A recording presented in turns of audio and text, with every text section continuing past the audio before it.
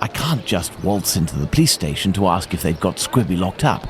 I'll have to come up with a ploy to find out if he's actually there.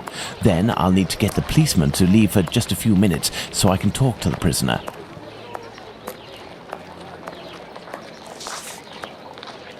So, you little jackanapes, you want to ride on the big whirly? Another day, perhaps, Mum.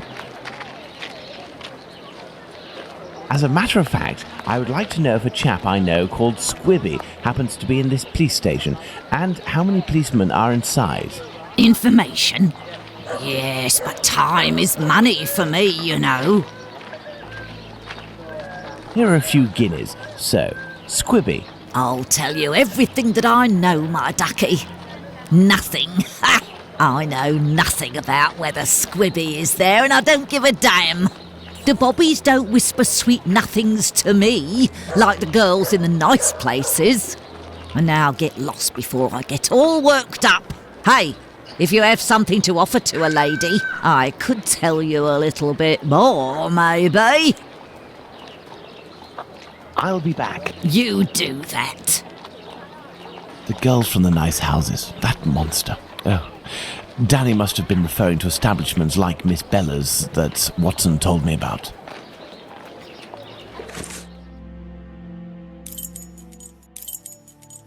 Fine, I have to go to the brothel.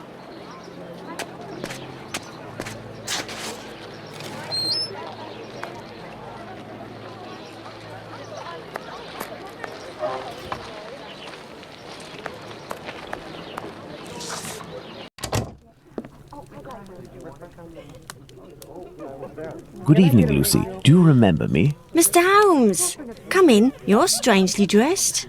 What have you come to do in the area? I've come to ask if any of your colleagues, or perhaps even yourself, associate with any of the policemen from the local station. Certain girls go with police officers, it's true, but Bella would be able to tell you more than me. Very well. I'll be on my way.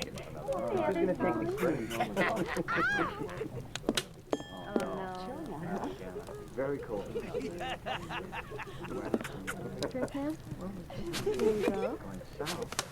You are a friend of Dr. Watson? Indeed. A fine man, your Dr. Watson. He got me out of a damn business with one of my clients. We gave this boor a lesson to remember, and he's since gone to France, having snagged one of my best girls. But it's a break from all of her chatter. You're looking for information about the police, is that right? I can't help you there. The girls concerned are busy, and anyway, I don't have the time. What is bothering you so much? A client left me a case of bottles as payment. It happens all the time.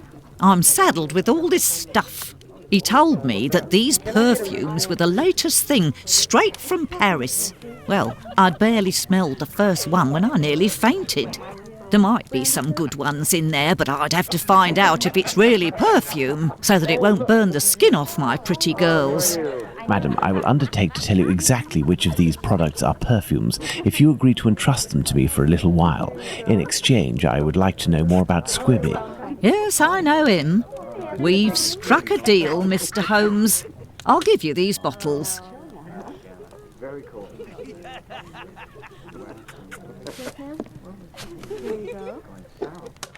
I will need a book to help me identify Miss Bella's perfume.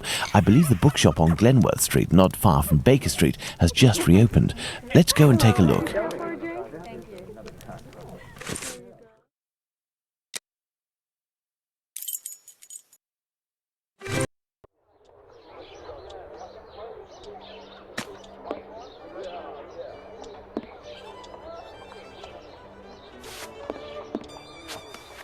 Hello, sir. Hello, are you the new bookseller in the neighbourhood? Yes, my name is Barnes. You're one of my first visitors. Welcome. What are you looking for? I'm looking for work that can help me identify perfumes, a book that deals with vegetation and its possible uses in the domain, for example. I would recommend the Encyclopedia Spartica about vegetation. It consists of a reference on the matter. This book is the most complete that there is. Fine, I will take it. But it's just that, I have no idea where it is. Would you believe that my predecessor classified works by their acquisition date? Nowadays, we advocate a thematic classification. However, I am getting down to the task. You aren't looking for anything concerning the history of the scripts. I'm fascinated by the subject, and I already have numerous books on the topic.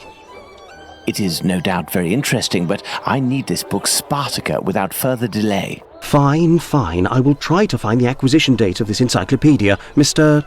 Holmes, Sherlock Holmes. Ah, fantastic. You are the man for the job. Perhaps you could try to find the missing dates. That will buy you some time. There are some dates missing? Yes, I forgot to mention that detail. The dates were written on cardstock attached to the columns, and there was one date per section. As one goes along, you will see there is no specific order, and certain are missing. I remade the labels, but I don't know where to put them. They're there on the counter. Are there any other details to know?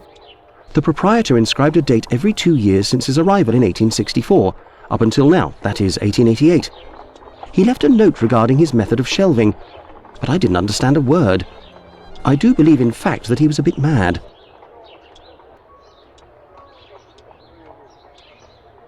Well, I will see.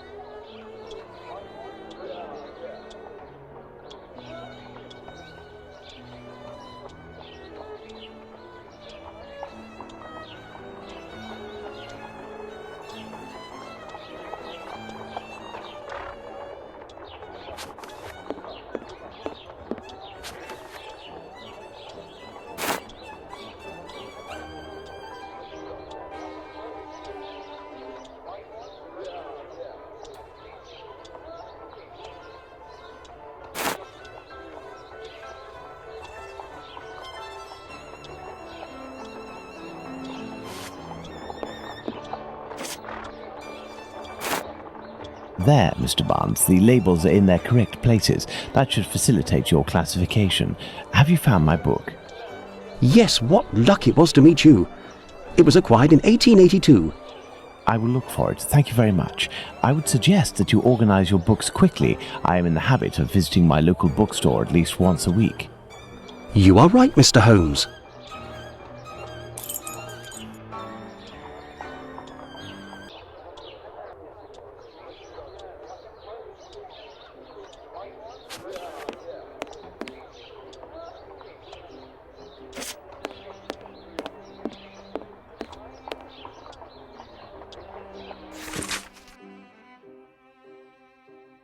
This encyclopedia on plants and spices is just what I need to analyze these so-called perfumes. Let's return to Baker Street.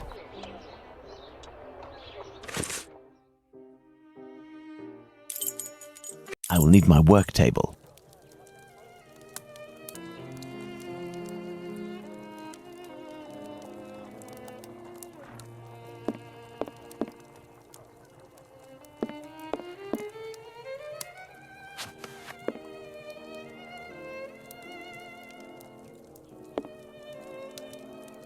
I need something.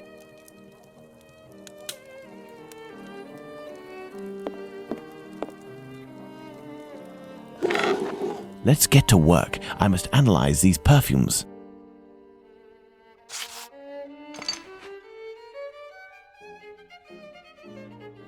These shapes represent the smells at my disposal.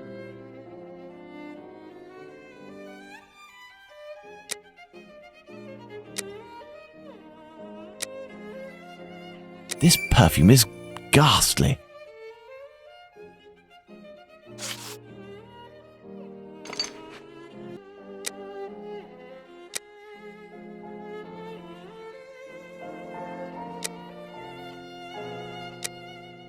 Excellent. Now, on to the next step.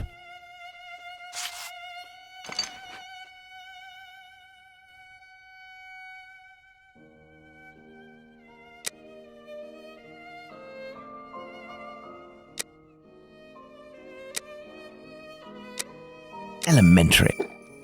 Fine, I have to go to the brothel.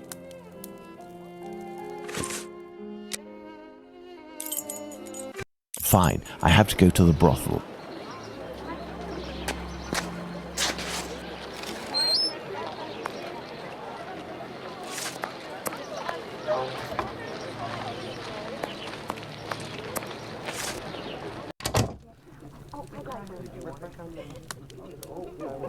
Can I get a refill, please? So, my dear man, have you reached a verdict? I have distinguished the good perfumes from the bad, but even the good ones are nothing more than common sense for adolescents. Who cares? It'll freshen up a few of my girls. Wait, there's a perfume here called Valerian. What is it? It's not really a perfume, technically speaking, unless you like cats. It's more of a kind of medicine. It smells strange. I don't really like it. Here, I can give it to you. And I have some information. Squibby is most assuredly locked up at the police station hereabouts. It would also seem that he's the one who doesn't want to come out. Do you know someone by the name of Danny? Danny? Big Danny, Nutcracker? Ha! The one who hates cats? That's the one. You're interested in that kind of bird? Oh, be like dipping your biscuit in a pig's trough. She's dangerous, a real cyclone. So beware. And her appearance. She claims to adore perfumes. She'd need this whole box to smell sweet. I doubt it'll take much to make Danny cooperate, perhaps by offering her a little gift. Let's go to the police station. I have to find out how many policemen are still in the station.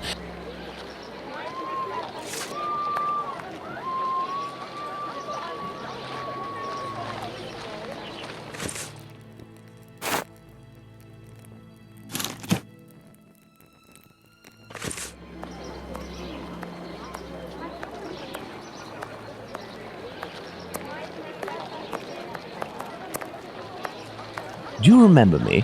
Would you be kind enough to help me by telling me how many policemen are inside in exchange for this bottle of perfume?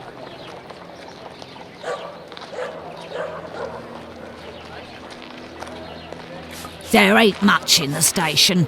It was pretty busy, but now there's only one constable, dearie. There we are. Now Danny has been sprayed with valerian, a scent that's irresistible to cats.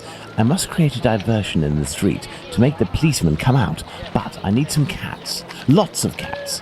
To the pet shop. I must go to the pet shop.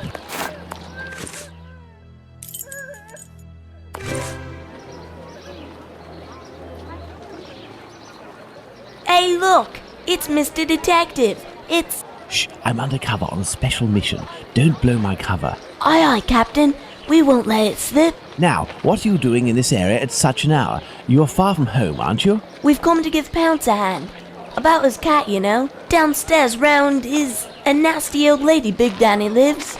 She threatens to kill Pounce's cat because she's allergic, or so she says. And it makes it cough and vomit just by seeing one. Allergic. Oh, that's it. She stoned Pounce and his cat yesterday, and the poor thing took off and hasn't been seen again. We've been looking for it, but nothing. Does that cat there belong to Pounce? Bert! That's my Bertie! Be careful, he is injured. Let's take him to the pet shop. We might be able to take care of him. Let's go to the pet shop, children.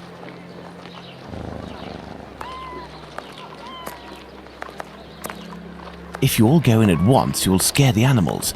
Pounce, come with me. Everyone else, stay here.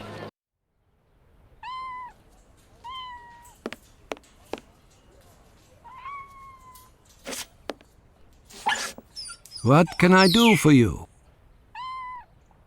I have come to return your mask. Ah, thank you. If you need something else, do not hesitate.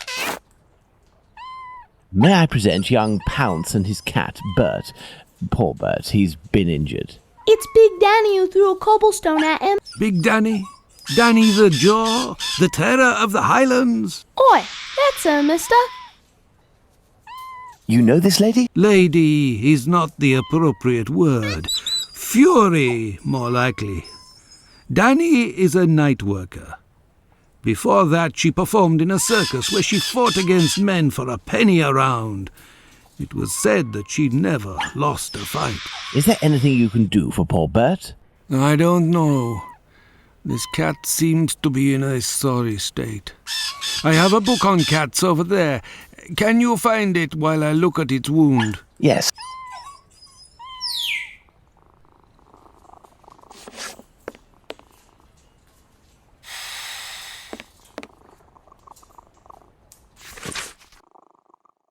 Aha! This must be the cat book Abraham needs.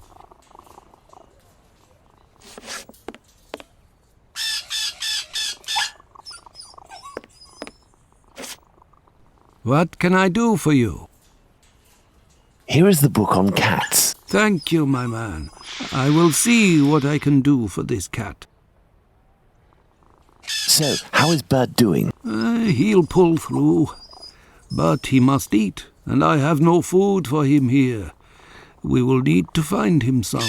And where can we get some cat food? We must find Hardiman. He sells meat for cats. It's around this time when he passes the end of the road. You might be in luck. You'll hear him from far away. He was always calling beep, beep. Thank you for everything, Mr. Solomonovich. So, Pounce, shall we look for the cat food seller? Poor Bert has to be fed, and I might have some work for you and your friends.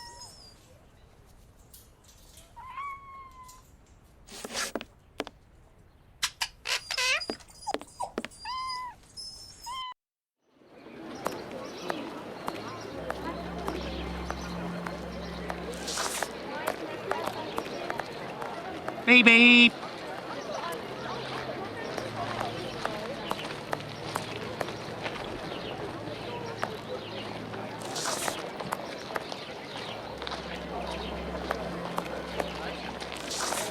Beep beep. Good evening, sir. How do? A little kebab for the cat? These little brats can't possibly all be yours. Pardon? Oh, no, none of them. Ah, children, they're our pride and joy.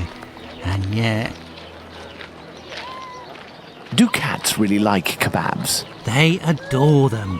How many would you like? I'll take the lot. I beg your pardon, sir? How much for the lot? For £2, they're all yours, my lord. It's a deal.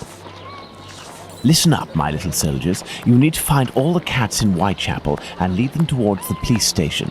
You'll be armed with delicious kebabs to entice them. Go, as quick as you can now. If my calculations are correct, the cats will be seduced by Danny's odour and will throw themselves on her. That should cause enough of a commotion to get the policeman to come out onto the street.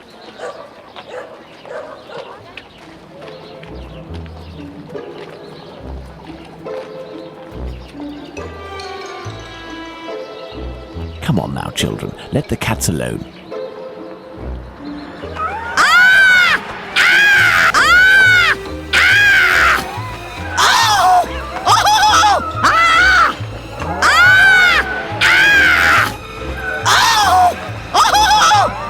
What's all this racket? Calm down. Come on, out. And make those cats shut up. Well now, let's see what I can do about Squibby.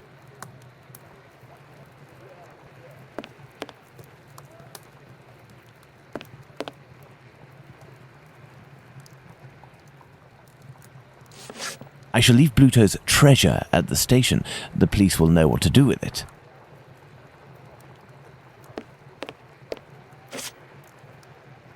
I shall leave Bluto's treasure at the station. The police will know what to do with it.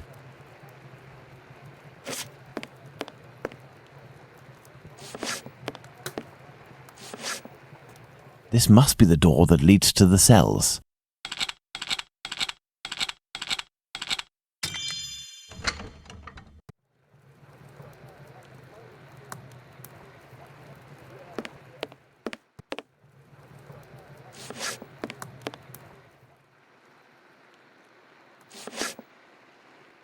And who are you? I've come to talk to you about Tumblety. So you're here to kill me, are you? Absolutely not. I've come on behalf of someone you know who told me you have some explosive news about this American. In exchange, he has settled your bill on the kayaks. You ain't no street person, you. You're a bobby, trying to wind me up, aren't you? Not at all. Will you agree to talk? Not a chance. I'll give nothing away for nothing. I don't have to follow Bluto's orders. I'm in it up to my neck, and the bobbies won't agree to keep me locked up here for the rest of my life. You mean to say that you are here of your own accord? Damn right. Only death awaits me out there. I was almost lynched because I was blamed for the murder of those poor girls who were chopped up like animals. The police put me here for my own safety. That's when this journalist showed up.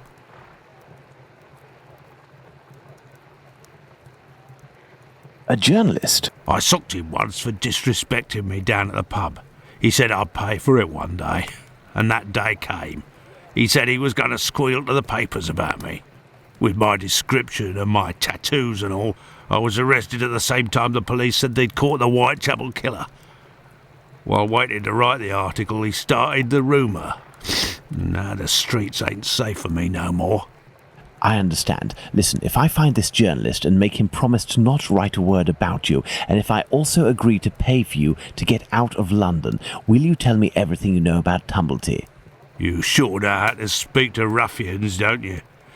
You got yourself a deal. What's the name of this journalist? Bulling. Tom Bulling. Tom Bulling? That name sounds familiar. That wouldn't be the journalist that Watson met at the Wasp's Nest. Huh? Ah, no, nothing. I was just thinking aloud. Well, I'll be going, Squibby. You're right. It ain't healthy here. Hey, but what are you up to here, you? Off with you, and make it quick before I take you in. Let's go to the Wasp's Nest.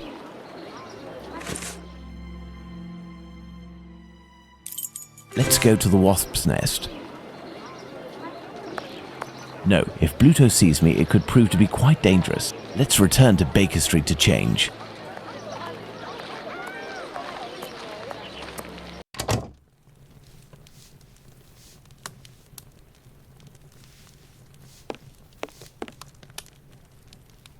Some paper, ink stains. This must be the table where Bulling writes his copy.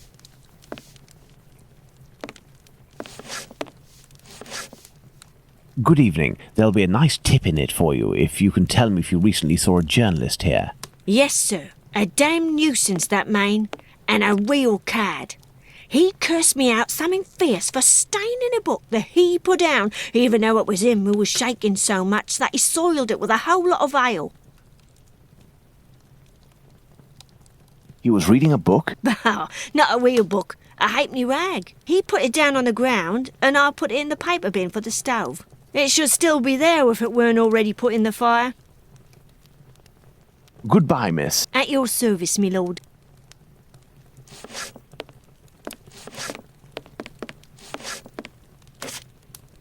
Evening. A pint for me and have one for yourself.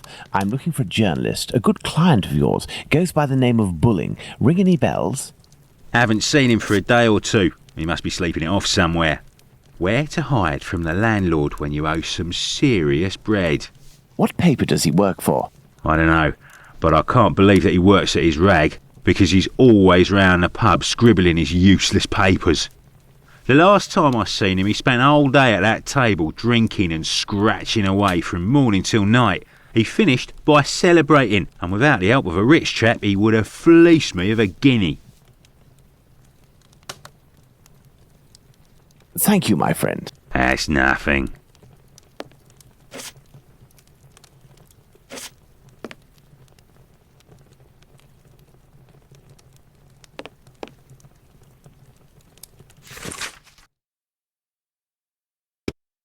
Spring-Heeled Jack, a fantastical character that terrorizes the population of London. This journalist has some far from cheerful reading.